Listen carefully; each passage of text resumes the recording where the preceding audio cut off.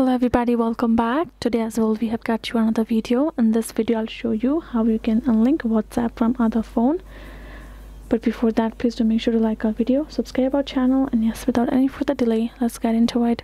For that matter, first of all, let's go ahead and access our WhatsApp app on our mobile phone.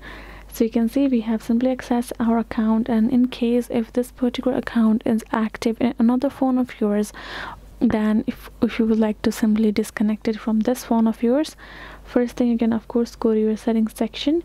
You can go to this linked devices, and here in the section you will find all of the devices that is linked with your WhatsApp. You can tap on it, tap on log out, and you will be logged out of that particular device of yours. Other thing is, if your WhatsApp account haven't done any activity within the 30 days, WhatsApp will automatically remove your account.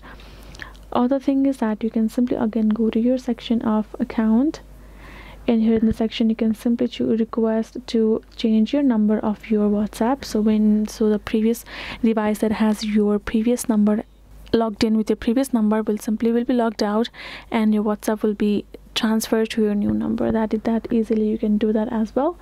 Other than that, you can also choose to delete your account and create a new one as well. So that is the way for you to do so.